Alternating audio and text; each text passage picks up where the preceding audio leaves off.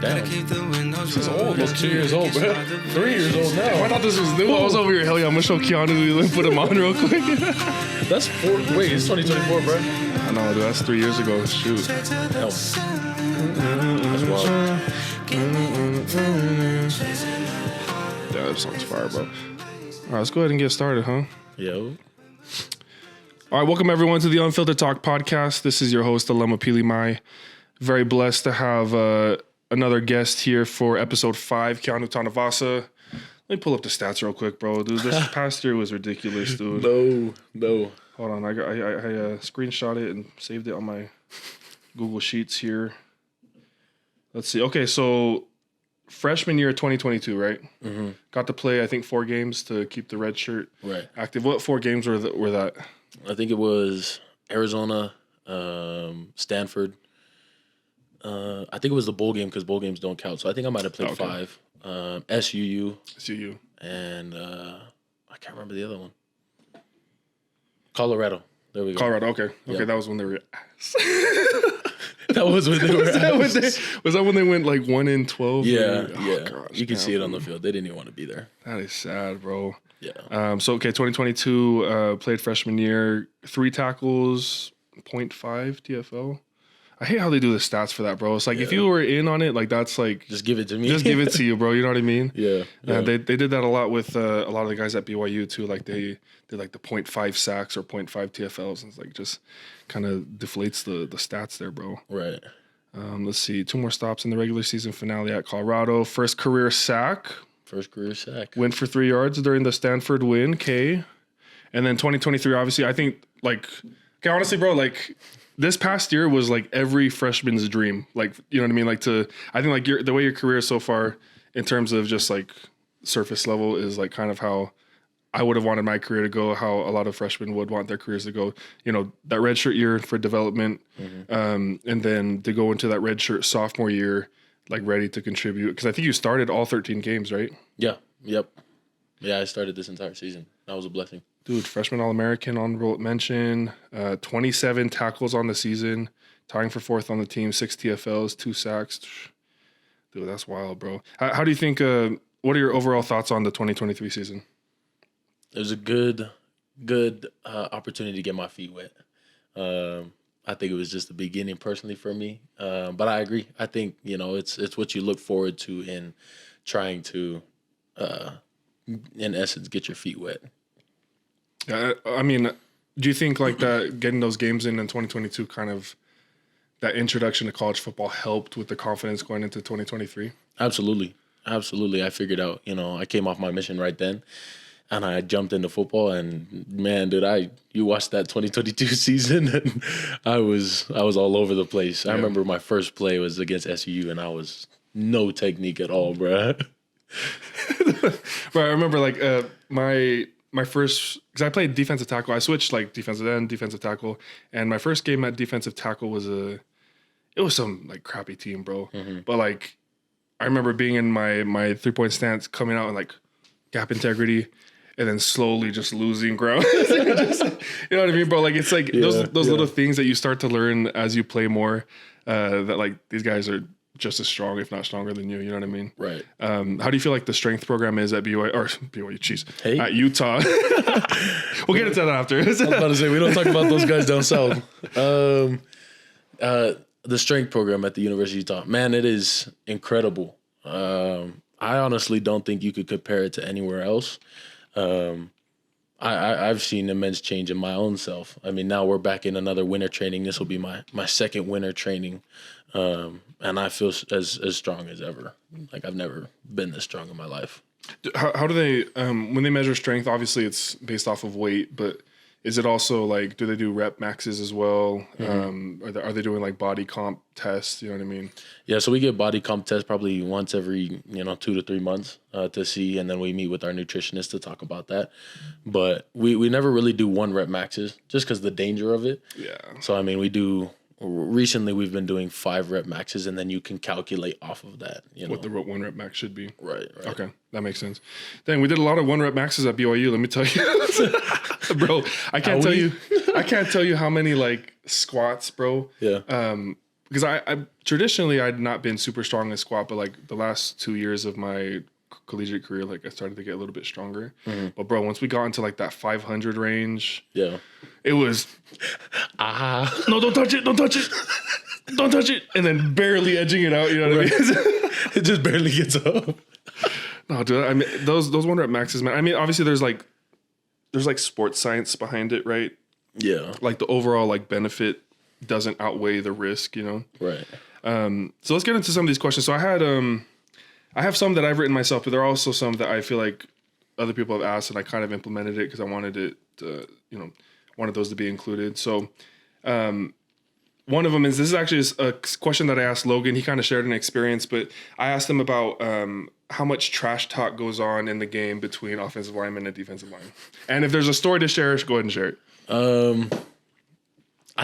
I don't know. I'm a big trash talker. I'm not gonna lie. I'm gonna trash talk anybody in every game. Just like your cousin Pepe, bro. Especially him. He can't handle me in anything, bro. Except for maybe Warzone. Nah, dude. I actually feel like trash talking just brings me a lot of extra energy, added energy, because I get to. I don't know. I feel like myself. I'm a big talker. I'm a big communicator, and so when I get to incorporate that in my game, I do that. And so, I think an experience was this year. Making quarterbacks feel suffocated doesn't just come by like sacking them all the time. Yeah. Because that's difficult. I'm not going to get a sack every play, but if right as he throws the ball, if I can turn around and we're jogging down right next to the QB, if I can bump him. If I could bump a little bit, tell him, hey, I was right there. I'm going to be there again. I'm going to do that. Yeah, and my favorite person to talk trash to this year was Caleb Williams. Oh, the USC. Yeah, okay. Mr. Heisman, man. Mr. Heisman. Yeah. Anytime I got in that backfield, I got there a couple times. I didn't get to sack him, but he was getting rid of the ball and I could shove him a little. And it was, I'm right here, Mr. Heisman. I'm right next to you, man. And just talking smack like that to throw someone's off their mental game. Man, I love doing that. I feel like also if you're talking trash, like you feel like you got to back it up too. You know what I mean? Absolutely. Like sometimes the quiet guys are they're a little bit I don't want to say insecure, but like they're not as confident in their ability to back up the talk. For sure. I really didn't start like talking trash unless someone talked trash to me first, or and then as I got later into my collegiate career, I started like actually saying stuff. Because I remember my freshman year at BYU when I was playing tight end, I was like 215 going up against these backers who were like 230 and D linemen who were 275, right? Right. And they're like, man, look at this twig over here. And I was like, shut up, look at the score. I was over there. I was one of those guys, like I get hurt, I get hurt. Hey, look at the scoreboard, That's funny, bro. Okay, so Caleb Williams, obviously you said that the trash talk, that's kind of that dynamic there was like you felt like being able to get in their head was not just sacking them and tackling them, but just knowing that, hey, I'm right here, buddy. Oh, yeah. Anytime I can throw someone off their mental, I'm going to try to do it. I feel that, dude. Okay, so you're from Mission Viejo. You played at Mission Viejo High School. Trash ass school, but it's all good. Hey, my bad. Don't hate on my school, my bad. Diablos for life, good. 10-0 regular season. Your junior year, was that junior or senior year? I think it was my junior year. And I think you guys went to CIF that year as well, right? Mm-hmm. Who'd you guys play? I think we played Servite, and we beat Servite barely. And then after we played Servite, we played Mater Dei. Solid. Bro, that's a college team right there, bro. That's not even a... Stop playing with me, Bryce Young, bro. Breaking my ankles every time I got in the backfield, bro. Damn, bro. Yeah, Mater Dei was good. You had the Bryce Young. I think Cody Epps was on that team too, right? Yeah, okay. Cody Epps was on that team. 3 touchdowns on us. Gosh, dang, bro. They had some pretty good... I think they had a linebacker as well that had gone... D1, I can't remember exactly, but... okay, so going from... Okay, so obviously pre-mission, high school Keanu, different from post-mission. Absolutely. Keanu. Okay, so explain some of the changes... I guess explain your mentality, who you were pre-mission, and what changes occurred, and then how you implemented that into your game now. I think pre-mission, man, I was still feeling myself, like trying to get to know myself in my own skin. Like I was always a big body, but I never really like learned how to utilize it to my best ability. low-key, when I started like understanding how to move my body was on my mission when I played a lot of basketball. I mean, I served in Utah, and so we played basketball all the time. And that's when I really gained, I want to say, the most control of my body to develop quicker feet. I mean, I've always been kind of, just an athlete all around. Just an athlete. just all around like basketball, soccer, table tennis, pickleball. Don't catch me at pickleball, bro. Here, ping pong? Ping pong. Nasty. Have you played your cousin yet, Pepe? Have I played it? I win every time, dude. He's the worst person to play against in ping pong, bro. Maybe if you lose. No, okay, all right. Yes, that's fair. Nah. But I think such a big thing that's changed is my perception and my consistency. I think back then I knew when I wanted to work hard, and I always tried to, after practice or on my own in the mornings, but it was spotty. It was here and there, and one thing my mission taught me that I now incorporate now is the absolute dominance that comes with consistency. Mm-hmm. Okay. And that's huge, man. Like you waking up every day at the same time, not allowing yourself to sleep in, different things like that. It's just, and it doesn't have to always be, I'm consistent and I'm lifting chest every day. Yeah. That's not what that is. It's consistency and the drive to get better. Am I in the rehab room when I know I'm sore? And so it's not smart to lift, but can I be consistently getting better by rehabbing my body? Right. So little things like that. I think that's what's changed for me is my perception of who I was prior to my mission as to who I am now has changed, and perspective drives performance every day. Yeah, I like that. And I feel like that's a common, well, it's common, but it's not common at the same time. Because like you have a lot of people who serve the mission and they don't really pick up what they were supposed to learn out there. You know what I mean? And for every person, for every individual, it's different. But for me, I feel like that's also kind of a similar thing where, the last 6 months of my mission, at least, bro, the first year I didn't work out. So, bro, and looking at myself in the mirror, bro, and with the skinny, fat look, you know what I mean? Like, oh, dude, it was so discouraging. I'm sitting there like, how am I supposed to go home, pick up a wife, and date and all that? And so then the last 6 months, I really dialed in, and we even woke up earlier than we were supposed to just to be able to have more time to work out, right? Yeah. I don't know if the White Handbook allows that, but we did it anyways. So 6 months to sexy, man. 6 months to sexy. I was like, dude, if we're going to sleep at like 9:30, 9:45, right?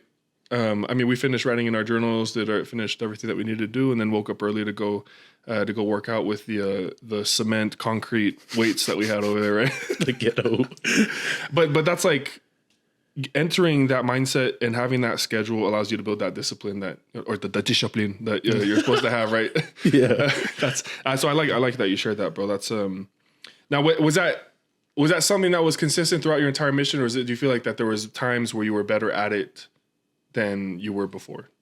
I think there's probably, there's always growth. So I think there's got to be times like that.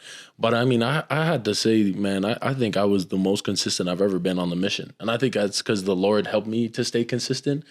But man, like, I can't remember a time that I wasn't waking up. I made a deal with my mission president when I got into the field. And I was like, look, man, if you can keep me in an area that has a gym, I promise you I'll work my butt off. Yeah.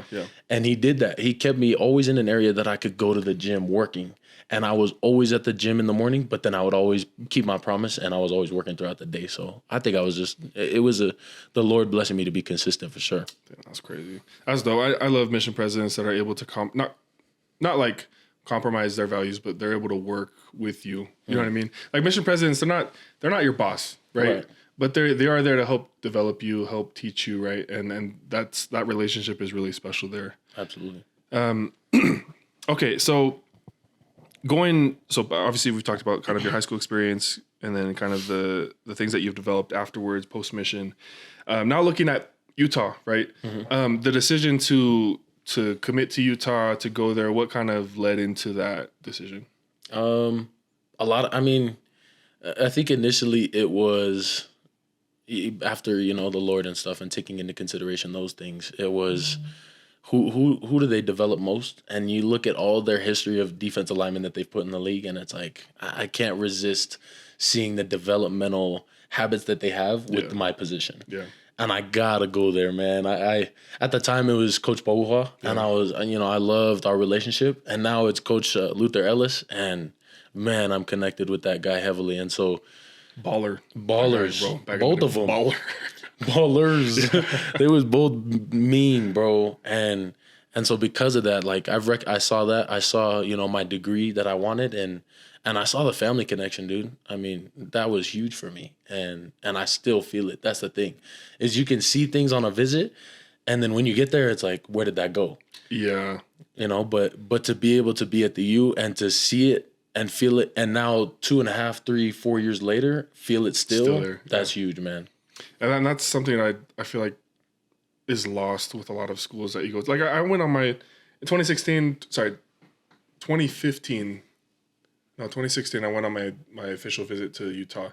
Culture was a little bit different and it felt a lot more like business. You know what I mean? And I'd mentioned this in the first episode that I'd done, but when I had gone up there, because I mean, as an 18-year-old kid, right, you're just looking for a place that's going to be like there for you, like whatever resources you need, like they're all about the player, right? And at the time, BYU felt like that for me, because when I'd gone on my visit to Utah, it felt like, man, it's just a machine, bro. Like, and you either hop on and be a part of it, or you get spat out and you in the transfer portal. You know what I mean? Dude, no, for real, right? So and now I feel like Utah has kind of gone through some, I don't want to say cultural changes. I just feel like they've just improved. You know what I mean? Like they've just like developed, over time, and they've really like came into this like Power 5 program now that's not only friendly for the players, but just for the entire administration, all the staff on the team. I agree. So it's cool to see, and I hope. I mean, here's the thing, bro. I went to BYU, but I'm not like anti-Utah. You know what I mean? Because I grew up a Utah fan. Went to BYU just more for personal reasons and wanting to do what was best for my career. Ended up not being the right decision for my career, unfortunately. But it's all good. We forgive and forget, right? Still moving, but still moving up.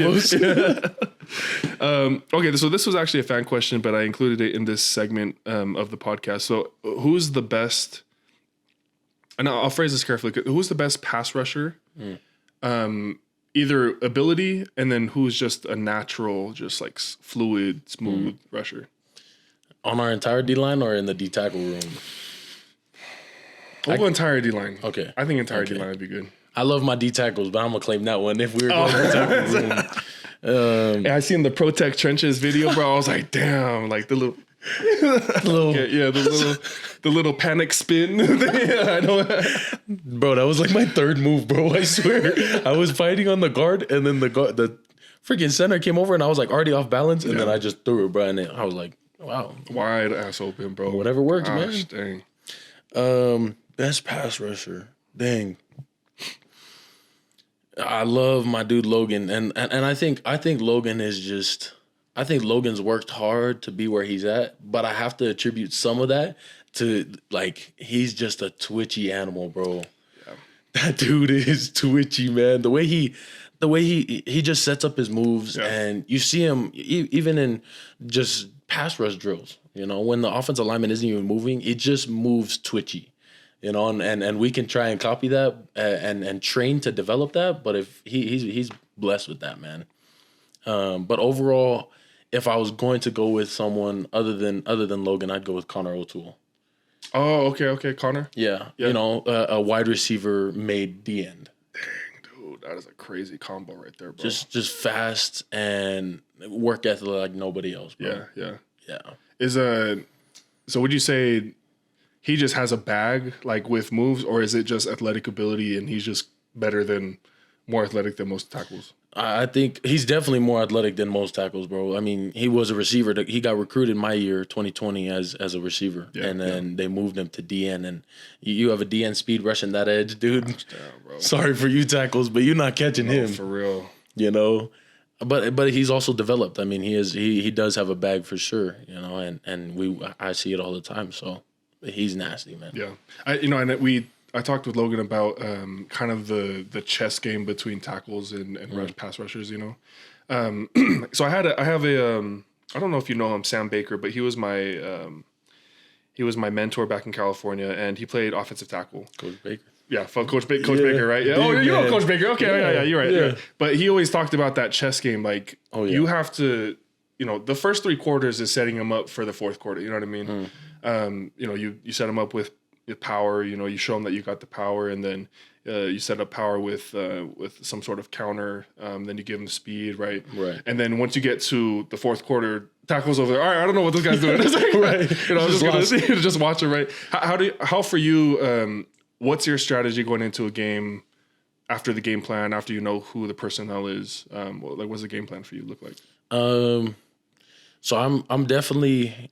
I mean, one thing I'm trying to develop right now is to be more of a powerful pass rusher with my power moves. Yeah. But I'm definitely, from basketball, I translate a lot of shiftiness and a lot of, hezzies and different things like that. So, I mean, I think initially I've always kind of been more of a speed rusher. Yeah. So I think, and I think the majority of D linemen are very good at power rushing. So when I go into a game, my initial is, let me set you up. Let me try and move your feet a little bit. Let's see if you can work with me, you know? Yeah. And sometimes I'll beat him. Sometimes I'll get close. Sometimes, I'll see, he's got nice feet, Pause. Damn, he got nice feet. That's crazy. So I'm looking at in the stands. That's crazy, dude. No, but like genuinely, I'll try and just play that chess game as well. Of let me see how you can match up with what I like to do. Yeah. And then sometimes you have to go into what you don't like to do or are not as confident in, because that's what you realize. That's what I got to beat him with. And so my initial is, let me try and speed rush this guy. But then going into the second, quarter, second, third, fourth quarter, it's okay. Let me set you up, and then I'm gonna come right down, right through your face, and I'm just gonna come right down on him. Yeah, for sure, bro. Pause. I said it, and I was like, "Fact, though." Bro, when I had Logan on, he was talking about, I just don't really feel him, feel his power. I'm like, gosh, damn, Logan. You're looking to feel it out. He's really... Bro, but if you think about it as a D lineman or anyone that plays football, you can't talk about football without thinking a little bit bro. Pause. Like, we have some meetings, bro. Coach Wiz stopped the meeting, bro. It was last year, bro. One of our coaches, I can't say who it was, bro. He was in the special teams meeting, and he was like, "Yeah, dude, when guys are just coming back down hard on you and their power, you just can't resist. You gotta fight back." And Coach Widge is like, "Dude, bro, we just died laughing in the meeting, in the big ass meeting room with everyone big in there. Old meeting room, bro. Damn, bro, that's funny, bro. Man, we had so many pause moments in our freaking. Podcast with Logan. Oh my gosh, bro. Mm-hmm. What was the other one? He was like, he's talking about, I'm going to be like... the linebacker. The linebacker. I'm going to be like Kyle Van Noy. I'm going to be like, Fred Warner. And like, just how I am right now, they're just going to get me rocked up. I was like... They're going to get you rocked up. I seen that one. I was like, all right, when I go on, I got to try and not do that. And we're already failing. It's all good. Okay, all right. So we're gonna break into this another segment. And this is a segment that I've added mainly to talk about some more... like important issues. And so it's called our Let's Get Serious segment.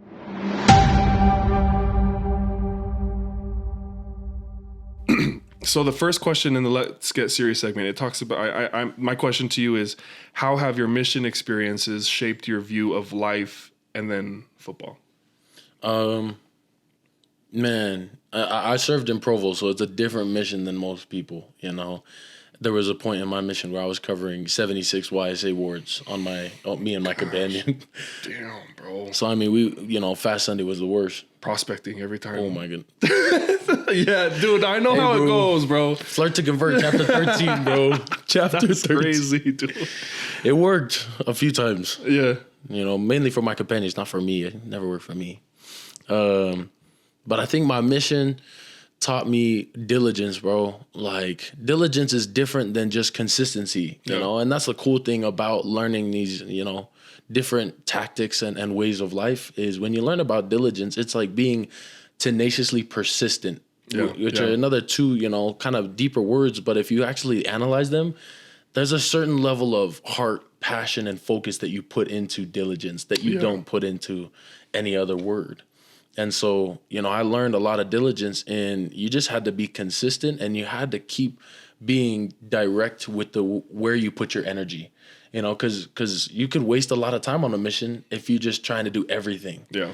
But you have to target specific things. You have to be able to learn how to prioritize, and learning that, and now being in, per se, what you could call the real world, or in, you know, now being in college, I've learned so many good habits of priority and diligence that now allows me to stay on top of the game. It translates, right? Yeah. I stay on top of my relationships because and they don't falter. You know, I stay on top of my homework. I stay on top of, because life is, man, there's no such thing as balance. You know, it's all priority. Yeah. And can I prioritize this for a little bit so that it doesn't feel left out, so then I can come back here, and then you have to bounce around. But that's what the mission taught me, man. That's cool, man. And I think that's another important lesson. So you're talking about consistency, but then also diligence, because diligence is like the tenacity, the level of passion that you put into the consistency, right? Because you can be consistently shitty. You know what I mean? Right. Facts. Wake up at freaking, 8:00 like some missionaries, But I think that's an interesting lesson there. I feel like for me on my mission, pre-mission, and maybe this is something that you might share experience-wise, but like for me, there was a lot of anxiety, a lot of like I don't know, like social awkwardness that I had for the most part. And the reason why was because I wanted so badly to be around people. Like my parents will tell you, like I never was at home, always with my friends, like always trying to figure out what the next thing to do was, right? The next activity, like church dances, all that stuff. And I feel like what the mission did for me and through like scripture study and through developing that relationship with Heavenly Father was really helping me be okay with being alone. You know what I mean? Yeah. No, being alone, but knowing I'm not alone. Does that make sense? Yeah. And I feel like that's something that I wish more missionaries learned how to develop, because I feel like once they come back off the mission and they lose that companion and stuff, they kind of, I don't know, they go through this process that like of finding out who they are all over again. You know what I mean? Because they're in the real world, right? I'm sure you probably had some of that stuff too, right? Yeah. But that was something that I really enjoyed. Was I just learned how to be alone and keep myself productive with being alone. Like I try to get into hobbies. I tried to like, I'm always watching like YouTube videos, bro. I know it's like a common trait amongst like 20-year-olds, like YouTube, right. But I tried to increase my bag, increase my skill set, with multiple stuff, music. But that's something that I learned and it was definitely like a gift from the mission that I had, So that's awesome. That consistency and diligence that you brought up there. And by the way, you can jump in at any time if you want to add stuff. Like this is like, you saw Logan, bro. This guy would cut me off mid. I was like, I didn't finish my idea. Yeah, you know what I'm saying? I'm still talking, dude. Nah, I mean, if I was, I feel the same way, bro. Like, I'm the same. I love being around people, bro. And I faced one of the hardest times of my life of where I actually felt anxiety for like I felt it before, but probably the strongest I've ever felt it. I was in the Polynesian state for like 9 months, dude, in dream area with my dream companions, two Tongan companions. And we were just the best of friends, bro. And I loved it. And then my heart got ripped, bro. I freaking, we left, I got transferred out. And I didn't just get transferred like to another good area, bro. And it was like, I love it now. But when I first got out there, bro, my first 2 weeks was just pure anxiety. Yeah. I mean, we were living in a town of like 100 people. And we covered, and it was, bro, the building was run down and it smelled bad. And I was like, where are we, bro? Like, I didn't even know this was in Utah, bro. I feel like we in the middle of nowhere. Where was it at? Duchesne. Oh, Duchesne. Duchesne, bro. Bro, that's crazy. Yeah. Duchesne's out there too. Bro, and it's not as far as Vernal. Yeah. But it's way smaller than Vernal. Gosh damn. So we covered like little towns, a town named Tabiona, Woodland Hill Bridgeland. It's been a minute. Yeah. But like there were towns of like 60 people, 30 people, graduation class of like 12 kids, and I was like, bro, I graduated with 1,000 kids, like. And so when I got out there, I'm big into like on my mission.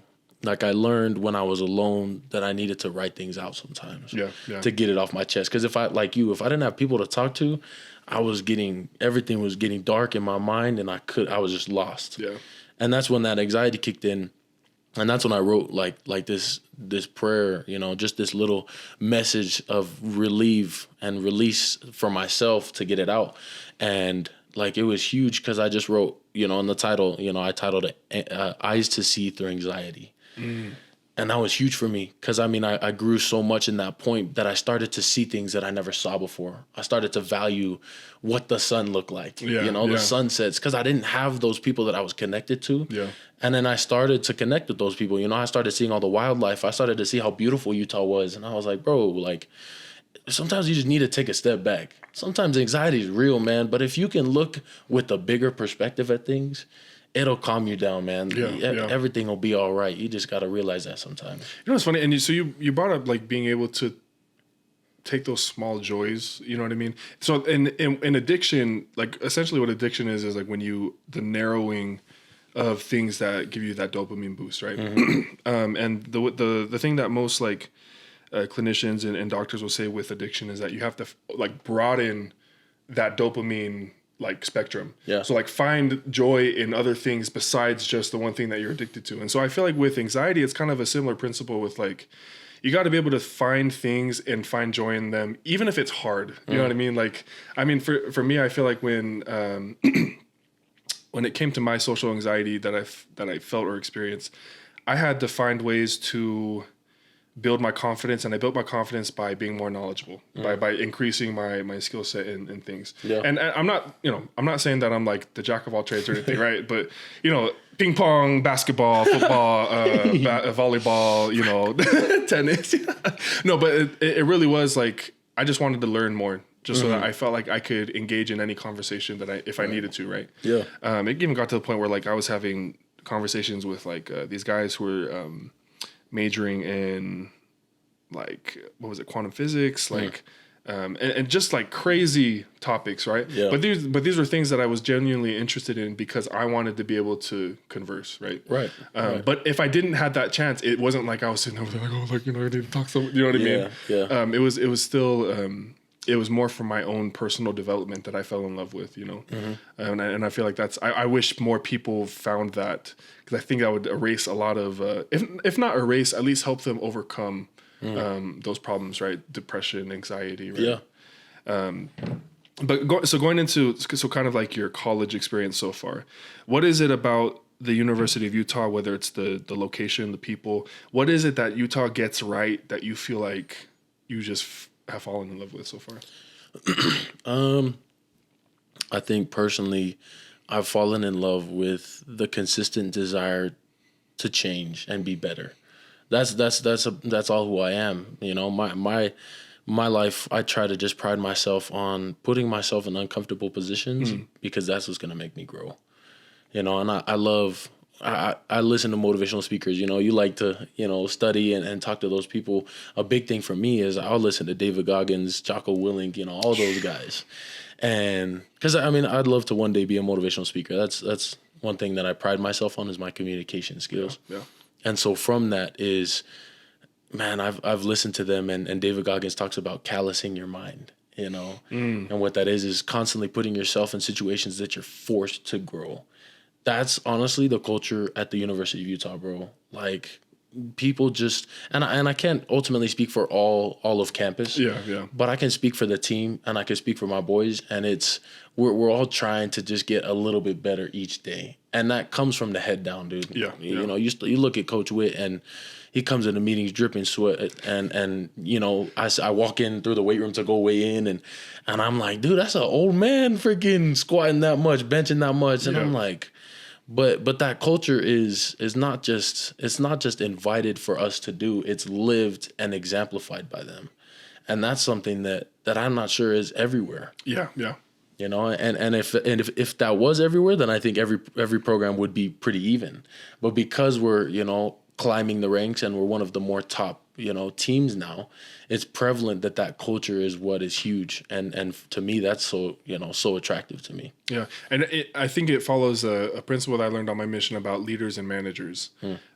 Managers are people who like to control, right? They like to try to control outcomes, whereas leaders, they don't care what the outcome is. They care about the process in which we obtain a certain accomplishment, right? Yeah. And it's actually funny because like we brought up on my mission the difference between Amalekite and Captain Moroni. And Amalekite talks about how he governed according to the management of the creature, right? Yeah. Management was an important word because that just showed that he was the manager. He was the guy who wanted to control everybody so that he would get a specific outcome. Whereas leaders like Captain Moroni, guys like that, and a bunch of guys that you brought up too, they push from the back. Oh yeah, you know what I mean, bro. They push from the back. They show you what it should look like first. You know what I mean? And that's something that I feel like is missing a lot nowadays. Is that you have a lot of people who tell you what to do. They don't really show you how to do it. Absolutely. You know what I mean? Absolutely. It's tough to listen to someone that doesn't look like they live what they're preaching. I'm not gonna take D-line coaching moves from some big guy that's on his screen, on TikTok, and he's like, "You did this wrong." I'm like, "Bro, you ain't even got off your couch in the past few days. Like you've never lived it, bro." Exactly. So how am I supposed to, take advice from you? And I love that, and I think that's exactly what you were talking about. Is that's that culture at the U, and most definitely that's the culture of Christ, right? Is like you said, he leads from behind, he leads from the front, and he walks beside. And if you can be that type of leader, you'll have no problem. And one thing I love that Coach Scally says all the time, the best leaders are the best followers. Oh, that's a good one. If I'm willing to listen to you and follow your ideas, that also allows me to connect with you. That when I say, "Bro, let's go this way," then we can go together because I trust you. Yeah, you know I listen and I'll follow you as long as it's what's best for us. And so that I feel like that's such a blessing to learn. Dude, and that's such an important thing, bro. Like if you can listen to people that you start to gain trust, you build that rapport. I love that quote by Joseph Smith, bro, where he talks about there was a reporter asking him like how he's been so successful and the membership growing and all that stuff. He's like, dude, we just teach them correct principles and we allow them to govern for themselves. Dude, that is like the perfect leadership motto right there, bro. You know what I mean? Yeah. I wish more people did that, but unfortunately, that's not the case, right? If only that's the nice thing is we can at least know God does it that way. Exactly. At least I can rely on the fact that I know God tells me what to do. He's not gonna force me what to do, but I know that as I do what I'm supposed to, I'll be blessed because of it. Exactly, bro. And I love the zone leaders and the APs that did that on my mission because that showed me how it was supposed to be done. You know what I mean? I could see it firsthand. Okay, I want to emulate that instead of let me see your phone. What the? You don't trust me? I know, for real, man. Gosh. Okay, so the last question for this Let's Get Serious segment. What's a challenge or hardship that you wish every young athlete knew that they knew about as they go through life? I think we've kind of been touching on it, to be honest. Man, I think in the pursuit of progression, you're going to lose 99% of your friends, man. And that's the truth, bro. I mean, you'll be blessed to have, those good ones that stand by you. You'll be blessed with your family, hopefully all those families out there, we hope that they have good situations. Some people don't, but when you're trying to grow, it's unfortunate, but you will lose some people. Damn, dude, that's a good one. Hold on. Damn, bro, for real. Sounds like the Utah crowd. Is that right, Circles? But that's the sad thing, man. And I think initially, I mean, it looks like you can relate, but when I was climbing the ranks, man, it feels lonely, man. Yeah. It feels just quiet. It feels like nobody's in your corner. And I think that's a tough thing too, is you lose a lot of people because people will want you to do good, but not better than them. Oh yeah. And that's so hard. They'll cheer you on until they realize, dang, bro, like you actually doing what you want. And then they start to fade away. And in the moment, it's, wow, man, I feel lonely. And that moment might be in a year, 2 years, 3. It might last 10 years, man, because you're still pursuing progression. But ultimately, the benefit of the desire to get better and the discipline to do so will always outweigh the unfortunate losses along the way. Dude, that's such a good point right there, bro. The losing 99% of your friends as you kind of go through life, and especially if you're trying to be better. You know what I mean, bro? Like if you're trying to be a better person, better disciple of Christ, better husband, like there's people there that they can't hang. You know what I mean? And not that they can't hang. It's just like it's kind of like just a natural process of sifting between the wheats and the tares. You know what I mean? Not to say that those people are bad people, but it's just they don't natural. want that. Yeah. They don't want what you want, and that's okay. They might want different things, but when you stop hanging around with certain crowds and they want to hang around with those people, it's like, I still wish the best for you. Yeah. But I'm done with that, and you'll lose those people and it'll hurt for a little while. But, you know, there's always another opportunity to get better. Right. And there's plenty of good people out there, bro. I bring this up with, like, your cousin Pepe, my boy Jackson, Keenan, and there's a bunch of other guys, Nisa. I felt like the friendship that we built there was built on something that I knew was going to last. You know what I mean? And it was a common understanding of the gospel, the gospel principles, the gospel standards, and you know, I'll save this comment for after because I was going to say something about Pepe, my introduction to Pepe, but we'll save that for the next segment. But yeah, that's a really good point that you brought up, though, bro. I'm glad you brought that up. So this next part is the last segment of the podcast episode, but it'll probably be the longest. I don't know. It's the let's get silly segment. All right, so we got the let's get serious. Now let's get silly. All right, so now I'll bring up my introduction to Pepe. So Pepe obviously was at served a really tough mission. You know, super strict. Yep. You could feel it, you know, from Pepe, the him battling against AP Pepe, you know, the inside of it. Right? Well, when he went to the Naval Academy, again, only reinforcing those. Oh yeah. You know, those ideas that he had. Of perfectionism of discipline, you know, all that stuff. Transferred over to BYU, and then I had moved in with Nisa. We were living together, and then there was an opening on our floor, and so Pepe moved in, and so we started hanging out with him. But my first like real experience with Pepe was at paintballing. Oh no!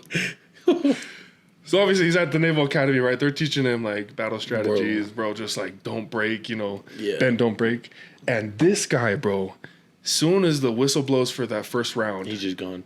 I've never seen slide cancel in real life, but he slid cancel. Left quadrant's clear. Bro, I was like, and there was this one coach that he hated, bro, because it was the offensive line coach at the time. Yeah. And plastered him. Bop, bop, bop, bop, bop, bop, bop, bop. All right, good on. He's over there. I'm not done yet, coach. Where did Pepe get the grenade? What the? Dude, so that's our introduction to him, right? Yeah. And then on top of that, when we're living together, we're having lunch, because I usually would cook for the house, right? I'd cook, and bro, come on, you know me, bro. I always take care. You never cook for me, though. Well, listen, bro, you never lived with me, you know, but the thing for me was, like, if you're going to live with me and be my friend, like, I'm going to take care of you, you know what I mean? Yeah. And so I would cook for the whole house. We'd have lunch. We'd crack up and stuff, and I'd see Pepe like this. I'm like, what are you checking your clock for? Yeah. We don't have anything. Yeah. We don't have appointments to go to. It's like, right. No, it's around that 30 minute mark. I'm like, this guy is like, I kept telling him, I was like, bro, you're not at the Naval Academy anymore. You're safe. You made it. You made it out. You're okay, bro. So you don't have any appointments to go to. Bro, don't worry. There's no 5 a.m. run or nothing like that, right? You don't got to carry the boats on the beach. Oh, bad.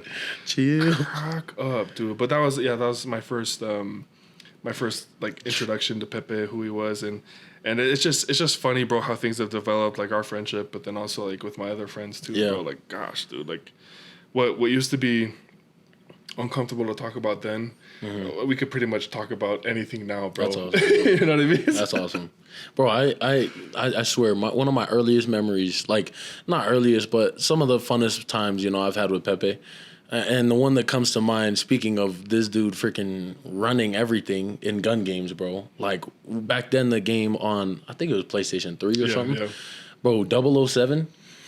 Oh, yeah. Bro, we stayed up. We was at Pepe's house, and it was me, my brother on one team versus Malai, who's one of our cousins as well, younger, my age.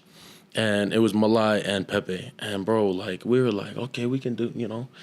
Bro, I think the score was like 97-3. Like, and Malai was just talking mad smack, bro. And me and him didn't even know how to play, really.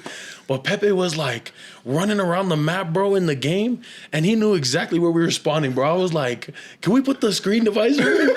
I know we're playing split screen, but like, bro, I was spawning, then boom. And then I would like spawn at a different spot, and he was already running there. And I was like, Sully, chill. Bro, that reminds me of, so my boy Nisa. Yeah. And Pepe, they used to play Injustice together. Bro. Injustice 2, right? It just come out. Really fun game. I never played it. I can't get those fighting games down.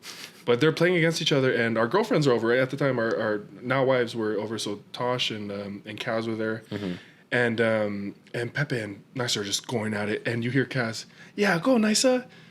Dude, Pepe went like this. And then went like this. Oh, yeah, you want to cheer for him? No, don't touch me. Dude, babe, I'm just kidding. Nisa couldn't land a punch. Bro, didn't hit the floor. Locked in the entire time. Pepe was... I was like... Fatality. And that's how I knew. I was like, okay, I now have known and seen for myself locked in Peps, bro. Oh, yeah. Don't touch me. Just leave me alone. Leave me alone. Freaking crack up, dude. Okay, so a question here, and this is a pretty. Who's got more drip out of the offensive line and the defensive line? The D line. I that's a dumb question. I should have known, bro. Yeah, that's a dumb question. Oh, offensive linemen, bro. Those are my dogs.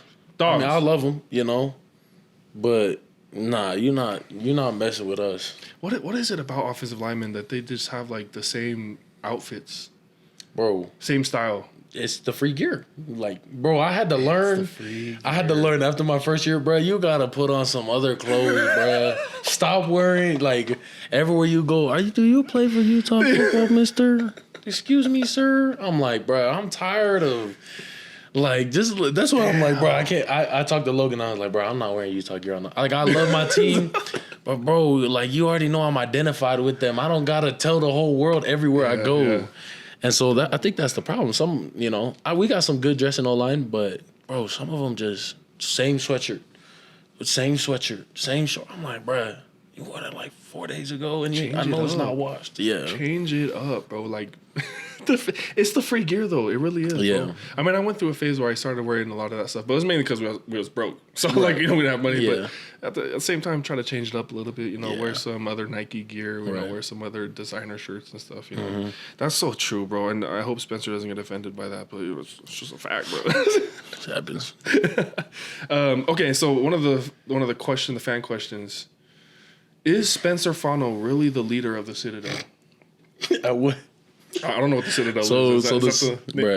So we started this little gaming competition between houses on the team, bruh. Okay.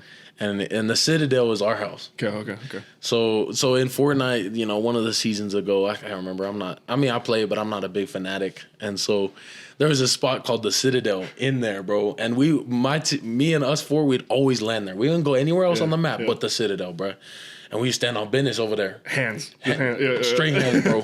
Nobody was taking over the Citadel, bro. We was locked in. Looked like SEAL Team 6 out there. Gosh.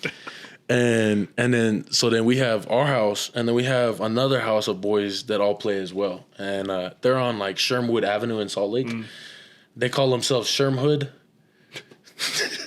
These freaking flags, bro. Polys? Yeah. They got 3 polys in there and then 1 Mexican. Bro, they goofy, bro. So anyways, in the summer, I think it was, we started running the zone wars. Yeah, okay. And man, we was standing on business, the Citadel, until we wasn't, and then we was going backwards. Losing. Really? They was nice, bro. I'm not gonna lie. I mean, we could take them now because they're scared. They're ducking us. But the leader of the Citadel is right here, bro. You called him in. He's meeting with you right now. You could tell official business is here, bro. Like, if you wanted Spencer, you guys could go meet at a playground with us. But we right here. The leader is here, man. I ask him. We one-on-one all the time, and Take care undeniably. I got receipts, bro. I'll show you the pictures right now. Bro, you might have to send those over. I'll put them in the podcast, bro. Because I seen the Spencer comment, and he was like, why is Spencer Fano the leader of the Citadel? I was like, what the hell is a Citadel, dude? And why is Spencer saying he's the leader of it? You know what I mean? Yeah. Nah. That's funny, bro. Okay, next question. Is Keanu Tanuvasa single? That's a great question, bro. I'm married to the game currently. Okay, married to the game. Married to the game. Side chick. Nah. All right, you're right. Nah, I got a girl. She's a missionary right now, man. She's a blessing, bro. Me and her, we started dating back in last January, and then she told me she was going on a mission when we first started dating. And it was like like at that point, you know, you have thoughts. You're like, dang, I could just, you know, like she just wants to serve the God. That's good for her. You know, I could go find someone else. But things just felt good, bro. And things just went right. And so we stuck with it. And, you know, things were up, things went down. You know, we had trials here and there, same as any relationship. Yeah. But man, she's been a blessing, bro, and it's been rough without her. I ain't gonna lie. Oh, for sure, bro. You know, you spend a year together, you know, 3-4 times a week, man, and now she's, you know, minimal connection, minimal contact because she's out there serving the Lord. So I love that girl. So it's tough where I'm at now, you know, but I'm focused on my relationship with God. Yeah. And we, you know, I definitely want to date her when she get back. So that's good to hear, bro. That's good because I feel like with a lot of guys who either send off missionaries or they get sent off, bro, it's like it's a tough thing to kind of overcome. You know what I mean? Like long distance and stuff. But then also with missions, it's like you don't get very much communication with them. Mm-hmm. You know, they're over there being spiritual, and then right. Like, we're trying to be spiritual over here. But I crack up because, like, you know, with some people like who, you know, they have girlfriends, but the girlfriends don't serve missions, so they leave. Mm-hmm. They're over there building their spirituality and stuff. Girlfriends are hanging out with, you know, other guys, dating around. You know what I mean? And so it's a tough dynamic for a lot of people. But I think if you just set that expectation early, you know what I mean, mm-hmm.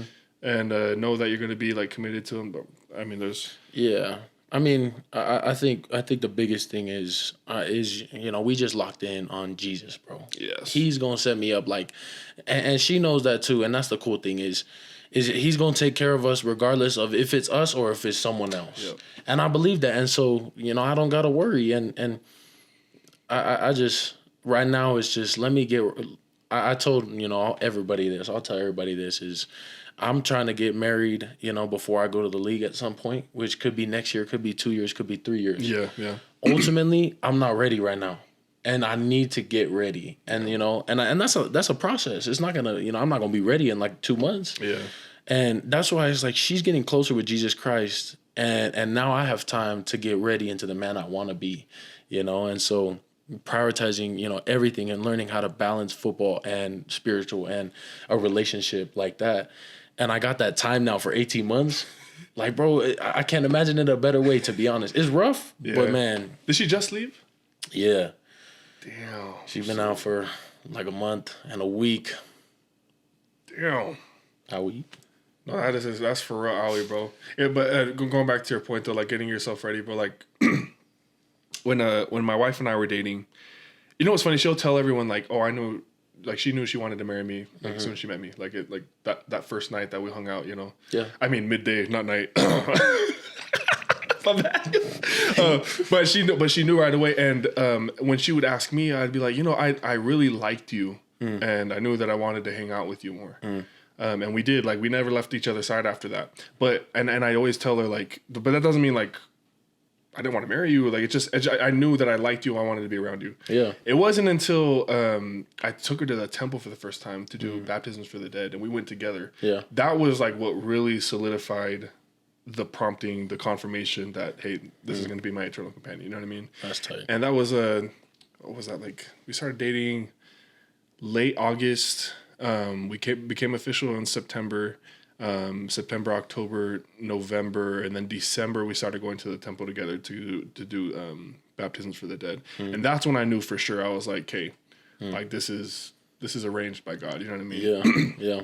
But that's the kind of thing, like you need those early months to kind of develop, find out, you know, what they like, what you like, you know what I mean? Your what do you call that? Your turnoffs, their turnoffs. Their love languages. Their love languages. You know what I mean? I'm not a huge believer in the love language, but there are certainly stronger in certain areas than others, right? Yeah. You know? Yeah, their character and how they want to be loved and how they love. You know, you learn about your person. And, you know, my siblings, you know, I'm grateful to have 3 older siblings, and all of them have helped me to understand, man, you know, if you know when it's not the right one early on, like if it's whoa, chill out, you know, but if you know 6 to 9 months, a year, that's like the make or break time. And so if you're still able to stick it through with that person and feel good and it grows smoothly, Man, you're sitting pretty well right there. Yeah, I learned early in my relationship with my wife that like when she's pestering me and getting on my case about stuff, I shouldn't say, "Hey, hop off my nuts." I said that's crazy. I said that one time. No, it was just wild. bro. It was just like quick. You thought you were talking to Pepe, huh? I thought I was talking to one of my homies. You know what I mean? I was like, "Hey, hop off my nuts," and she was like, "Don't ever say that crap to me again. I will leave your ass." I was like, "Oh, my bad." Nah, what? You don't? Nah, bro, that's dangerous. Yeah, that's my bad. That's my bad, babe. I'll never say that to you again. Don't worry. Oh, this is Logan's question. I saw it, bro. It's a sad question. Who's the best basketball player at y'all's house at the Citadel, and why? Why is Logan's nickname Brick City? That's weird. I don't remember. Is that? Yeah, that's what I read. Like if you go to the comment section, I swear that's what it says. Why can I not make a free throw? So who's the best basketball player at the house, bro? Me. There's no question. Really? No question. Dude, all around athlete, huh? No, I mean, bro, I would rather play basketball than I would play football. That's facts, and that's me too, bro. But we built like football players. We built like football players. You know, yeah, you're right. So I mean, if I was like Shaq size, yeah. But nah, bro, I love, I'm confident in football, but I'm prideful in basketball, bro. I will take my skills and run with them against anyone, and so Logan, man, he's injured right now, so he's talking a lot. And yeah, he can't back it up right now. He's a good trash talker, I ain't gonna lie. He keeps up with me, but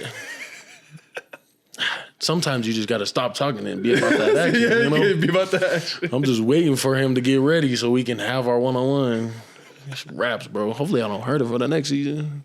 Hey, let me tell you something, bro. I went playing basketball with some homies one time, and one of my teammates, Kavika Gagne, bro, just freak accident. Like he just exploded to his left side to try to get around the defender, and his right Achilles, pop, just randomly out, bro. Right, literally.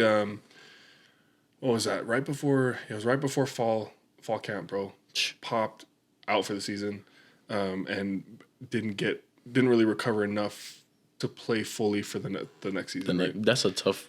Achilles is tough, bro. Dude, injuries are tough in general, but like especially Achilles, because Achilles takes off. That entire leg is out of commission. You know what I mean? You can't do anything athletic with it. You can't put weight on it. So injuries, bro. I mean, I hope Logan having a speedy recovery and he's taking care of his body and getting his 8 hours of sleep and rehab. Showing up on time for rehab. That guy, bro. I'll be in the rehab room, and if he's not there, I'm calling him, bro. Because there's no way, like, I'm trying to do preventative work. I need my left side twin. That's what, that's my left side twin to be back, bro. Like, if you're not in there with me, then either I'm leaving or you coming. Like, you got to be there because, we got to get right this next year, left side. I hope he getting that sleep too, bro, because I know heartbreaker over there, bro. What? Handsome ass dude, in Salt Lake. Hey man, there's something going on right now. What you mean? I don't know what's going on with Logan, but man, he's been real happy recently. Really? You're gonna have to bring him back on or talk to him, but I got him in Spencer next, bro. Oh yeah? Yeah. That episode's gonna be funny as hell. That's gonna be funny. Bro, they gonna talk about my basketball and they gonna say who the leader of the Citadels. Yeah, we're gonna have to. You have the real one right here, I promise you. We're gonna have to verify that, bro. Watch the film. Okay, so obviously y'all are playing BYU this year. And one of the fans asked me, how much are y'all beating BYU by? One of the fans. I wonder who that is. That's a great question. The team down south. And I was like, damn, we should turn off these blue LED lights behind us, bro. My bad, yo. Dangerous lights. Dangerous. Bro, let me tell you a story actually real quick. Coach Ellis, right? So he's fairly new to the U. He played there. Yep. But coaching, he just got there like a year or two. I think he's going into his third this time. Oh, okay. So his first year was my first year, man, and he had bought these new markers, bro. And Scally walked into our room, bro, and Scally was heated to see a blue marker, bro. My man grabbed that and looked at him, and Scally's intense, bro. And Scally was like, what you doing with this in our room? And I was like, oh, frick, like he about to go into him, bro. I kid you not, bro. He like walked over to the trash, immediately threw away. He said, no blue in this facility, and walked out our room. Random expo marker, dog. Random expo marker, bro. It's like $2 right there, bro. Y'all living nice over there. Y'all throwing away $2. Scally living nice, bro. We just following him. That's funny, bro. I think we will beat BYU by a decent amount. Like I'm like you, bro. I'm not a hater. You know, I got family that played there. I got love for some guys. Yeah. When it comes to competition, you best believe I'm gonna try and kill them. You know, not realistically. But, you know, I'm gonna try to dominate for sure. Yeah. And I believe that my team will dominate this year. You know, we're driven for that game, especially how it left off last time, bro. I was on my mission. All right, bro. You mean the 26-17, is that what you're talking about? My bad, yo. Bro, I was on my mission, bro. Bro, I kid you not. I went to some wards. They put the score as the hymns. It was like the game was like 20-17 or something like that. Bro, the first hymn was 20, the second hymn was 2, and the third hymn was 17 for the score, bro. And then I kid you not, my missionary phone was blowing up that Sunday. Everybody, you transferring? Yeah. How does Utah feel? I was like, bro, I'm not going to church today as a missionary because I'm not baptizing nobody in your area. Bro, Twitter was so funny after that, bro. Because, BYU fans, that's our Super Bowl. You know what I mean? Like, that's like, especially losing 9 in a row, right? Like, that's our Super Bowl. And to win that game was like, it's about damn time. The Lord School putting everybody back in check, you know what I mean? But I seen this one Utah fan like, this is my 9/11. I was like, what? Dude? I was like, it's just a game, guys. Yeah. You know what I mean? It's just a game at the end of the day, you know what I mean? It's a fun game. It's competitive. Mm-hmm. And it also obviously brings us a lot of joy to get those dubs against Utah. But to be fair, Utah's been dominating for the longest time. And it's because they've got a good ass program. Mm-hmm. Got a good ass program. They got a good ass coach. Mm-hmm. They got some good administration over there taking care of the players, Most definitely. Damn, and the NIL. Bro, okay, so for everyone on the podcast episode, bro, so Keanu texts me and is like, hey, I'm on my way, bro. Like, which house is it? And I'm like, well, what car are you in? And he's like, the NIL truck. I was like, NIL, nice ass Ram. It's a Dodge Ram, right? Dodge Ram, bro. 2024. I picked it up with like 38 miles on it, man. Okay, so let me ask you a question, because a lot of people have been asking about the NIL situation over at Utah, right? Uh-huh. And so with the truck specifically, so what's like I don't know if you're allowed to talk about it, but like, is it like a lease? Is it something that they're giving to you to transport, to football activities? You know what I mean? Talk a little bit about that real quick. Well, I mean, I think if someone really wants to look into it, I'm pretty sure most of that is out there, understanding wise. Ken Garf and his wife, definitely blessing us, and they're pretty open about it. It's a lease for as long as you're on scholarship at the U, and it's you can use it wherever in Utah, so you can't drive it outside of Utah. Got it. Okay. But everything is basically the only thing we do is we pay taxes on it, so we don't pay anything but taxes, which is like maybe $200 a month on it. That's not bad. Nah, and it's amazing, bro. I mean, you got the best sound system, big space, everything's, bro, it's flawless. And, I asked him, hopefully at some point we could work up a deal. I'm still one of the younger players. And so, as my career develops, I'm like asking the NIL people if they can make it so we can maybe continue the lease when you finish. Oh, okay, yeah. So I know me and a couple other guys are trying to discuss that with that. And, it's not finalized. That's just, us trying to talk out there. So hopefully one day. Or it could even, transform into a lease to buy thing, for the players. I don't know. I mean, that's pretty dope that they're doing it in the first place. And I know that same offer was offered to BYU. And they didn't. Really? I didn't even know. Bro, here's the thing about BYU, bro. They didn't take it? Well, obviously. Here is the thing. BYU has the church attached to it. Mm-hmm. And so it's all about PR, right? It's all about the image, the appearance of certain things, right? And so like BYU in some circumstances will deny, maybe something that will benefit the players more simply out of the idea that it's not a good appearance, you know what I mean? Not a good image for the church to do that, right? And I get it. Like, it's not, I mean, you have players making millions of dollars while, other students are having to pay their way through school and stuff. Yeah. I get it, but at the same time, bro, we live in a capitalistic society, right? Yeah. It's all about merit. It's all about what you bring to the table. So if you don't contribute, you're not going to get as much back. Right. Now, the church is a great humanitarian. They're great at subsidizing that stuff, right? But they try to make things as free as they can, or at least as cheap as they can, except for garments. Please change that. Garments are damn near $20 for freaking 2 pairs, bro. Oh my god, going broke, dude. I got going broke trying to keep my covenants. I'll post a picture, but you know the Spider-Man meme. Oh, where yeah. Like his mask is all torn up. Your garments when you go and buy new clothes. Bro, that's not really how it'd be feeling, right? For real. But that's like the mentality down here in Provo, bro. It's like we don't play for money. We don't play for fame or notoriety. We play for blessings, bro. We play for the Lord over down here. You know what I mean? Oh, bro. Oh. Wow, you guys are so holy. Someone give him a medal. I don't know, dude. It's something that bothers me, but it's something that is very, very much prevalent down here. And I wish it was. I think it's changing a little bit now. Yeah. You know, definitely NIL has kind of opened up the eyes of fans and of supporters of BYU and made them look at, okay, we can't even be competitive if we don't do something with this. We're not going to get recruits. Yeah. We're not going to get coaches, or we're not going to get quality coaches if we keep paying them, you know, this in the world of college football coaching, this minimum wage. Yeah. You know what I mean? Yeah. Like they gotta throw money and get quality. You know what I mean? Because it's not about like being frivolous with our spending or anything. It's just about, you want quality, you got to pay for quality. Yeah, yeah. I mean, that's a tough thing, bro. And I think, I don't know. I mean, they call it the Lord's School, you know. Look, man, Brigham Young founded the U too, bro. You know, You're right. We can go toe to toe if we want to talk. President Nelson, where did he go to school? Right? Like we can talk about this stuff. My thing is like, they're a good team, bro. I'm gonna give respect where respect is due. You know, they're still a good program, a good team, and they definitely still like.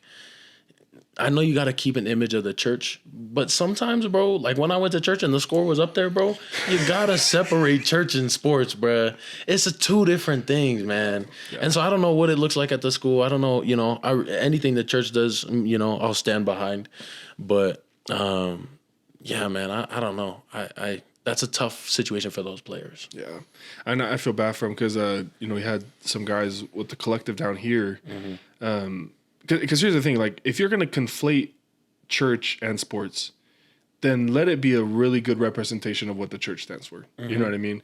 And right now, I don't think that's the case, because you had guys from this collective. They weren't going to play, or they weren't going to pay players for the month of December.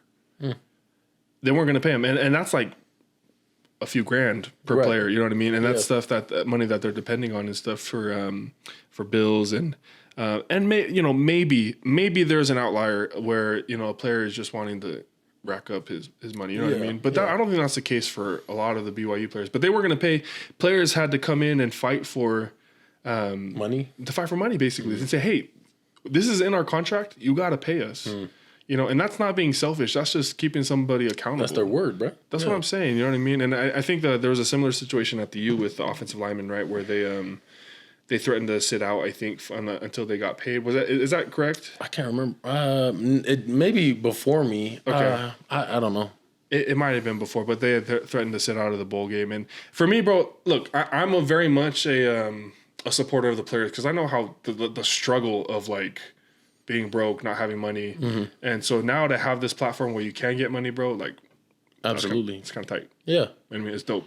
Yeah. My first year, I didn't, you know, me and the boys will always say it, like, we signed the wrong year, bruh. You know, you see kids signing $7 million, like, what the? Gosh, I should have held back 4 years, man. Just wait a little bit till NIL drops. But oh my gosh, so my first year I didn't get paid. You know, makes sense. You know, I do think, you know, the more you contribute, the more you should. You know, and so from that, you know, then my second year going into it, I was like, look, I'm not trying to be a greedy player. But if there's an opportunity, I don't want to miss an opportunity. Why would I miss an opportunity? At the same time, my body hurts. Yeah. You know, I'm putting my body on the line. So maybe I do get paid a little bit more than students because they're not up at 6 a.m. Then damn fact. Bro. You know, you're not in the film room till 12 at night, and then the next morning waking up at 6 to go run 22 gassers before practice, and then do all. You know, it's like, and there's no hate to my fellow students. Like, I love all my students. You know, I'll be the first to stand by them when they need help, and if they need, you know, if they need a meal, I'm gonna help them out. You know, I know I seen you at those pride rallies up there, dog. I know I seen you up there. It's just jokes, guys. Hey, this is the Unfiltered Talk podcast. Okay, if I can't say this here, I shouldn't say it anywhere. All right, for real.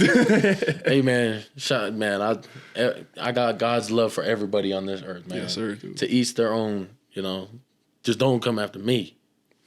And your family, your kids. Yeah, I get it, bro. I get it. No, and it's true, bro. Like, if you contribute to, if the school's gonna use you to make money, what I should be getting, you know, a cut. A little. I don't gotta be making the world, but like, at least help me pay bills. You know what I mean? Yeah. That's a fact, bro. Let's see. Let me see how we are on time right now. Yeah, we getting about to that time, bro. Any last? I'll give you the floor for this last 2-3 minutes. But is there anything pressing on your mind right now that you want to share to, because ultimately this podcast is for the up and coming generation, right? It's for those athletes there. Obviously there's some entertainment aspects of it, but it's really for those guys who are struggling to crack the depth chart, you know, struggling to get attention from D1 schools, whether high school or college athletes. So what's like a last message or last word that you want to leave with those guys? Dang. I really think, you know, well, I have one more thing to say, but I would really emphasize what I said earlier is learn to rely on a small circle and just live with faith, man. You know, you're going to walk alone a lot of times in life, and that's okay. You know, that's what life is about, is sometimes those tough and hard experiences is what's going to build you. So if you're a young aspiring athlete, you know, you want to be in front of the camera one day, you want to be making those things, well, make sure you're not in front of the camera working. You got to be in the background. You got to be telling your friends, nah, man, I'm not going out and doing that tonight. I got to go watch, you know, some film. I got to go stretch, man. Like, and they're going to laugh and they're going to make fun of you. But look, man, like, if you want it as bad as you say you want it, then you got to be willing to lose as bad as, you know, you might not expect. Yeah. And second is, it's something I think I pride myself on as well. Something that has blessed me. My junior year in high school, man, I had felt like I was like, okay, this is my year, and it was not my year, bro. And I was like, what is wrong? My first year, my senior year, you know, that's big time offer year. That's when you find out where you're going. Yeah. And my first game, I was terrible, and I was like, man, I gotta analyze. I can't have another year like my junior year. And I went into looking at it, and what it was I was so full of myself, and I was so full of just my progression. You know, you gotta bring others along with you.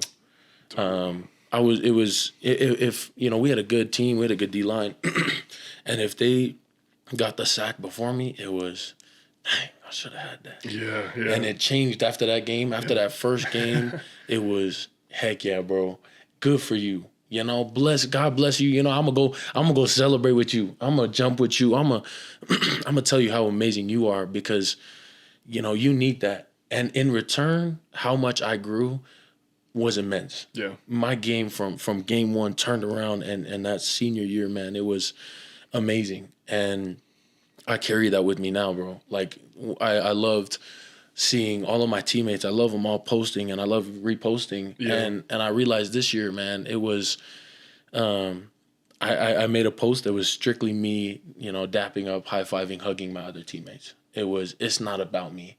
You know, you can go on my Instagram. That's one of my favorite posts and one of my most liked posts, because it's let me celebrate someone else. Let me lift them up. And in return, I'm not looking to be lifted up, but I actually do get blessed by that. Dude. It's kind of like that gospel principle of, like, when you look after yourself, there's a ceiling, right? There's a ceiling to, like, the kind of blessings and rewards that you can get from just looking out for yourself. But if you look out for others, bro, there's, like, I don't know what it is. For me, I've always seen blessings as like a natural cycle, a natural process. So like if you go ahead and you put out into the world, service, helping people out and looking out for one another, like those things will return to you because that is the natural response from God. You know what I mean? I sometimes get in trouble because I don't think God's like involved in every little thing that we do, but I think that he set these processes for us, like these patterns, you know what I mean? Doubt. For those things to happen. And that's so true, bro. That's a good point to bring up. So that would be your last. Yeah, man, that and just find your why. And I look at I look at the big man right here, bro. I look at Alema and he may not be doing exactly what he planned to do when he was younger, when you were younger. And that's hard for some people to swallow, bro. Yeah, bro. But you found out your why now, and look at, to me, it's a good example to see you climbing, Pepe and where he's taking his life. And, many other career football players. Look, man, football ends. Mm-hmm. Football's gonna end, bruh. Whether it's unfortunately, God willing, it's never an injury. But either you retire or you get hurt. Mm-hmm. It's gonna end. And if you don't know what you stand for, then you'll fall for everything. Yep. So if you don't know that you're standing for your family, you're standing to make an example. For me, it's if I lose my opportunity to get the platform that I want to bless lives in the NFL is what my goal is, then man, I'm gonna find it somewhere else because I know I want to love and bless people. So for those little kids out there, man, that want to be the next big thing, you gotta find your why. Once you know what you stand for, it's game over. Yeah, I love it, bro. I love it. I appreciate you coming on the podcast, bro. This has been a good episode. A lot of golden nuggets, bro. I hope whoever's watching this, all you hundreds of viewers, y'all just eat up these golden nuggets, bro. Pause. What you finna do after this, bro? Play some basketball. Hell yeah, let's go. Yep. You gonna head back up to Salt Lake? Nah, I got some family playing in Lehigh right now. Oh, right on, bro. Well, bro, I appreciate you coming on, dude. For real. I always appreciate all my guests. I promise one of these days, bro, once I get this podcast blown up, I'm gonna have some gear to give y'all. Some personalized gear, something light, you know what I mean? Add to your bag, you know what I mean? But you could just sign my shirt, dude. All right, dude. Here we go. But hey, for everyone tuning in, appreciate y'all. This is the Unfiltered Talk, the podcast for the players, by the players, and without a filter. This is episode 5. See y'all.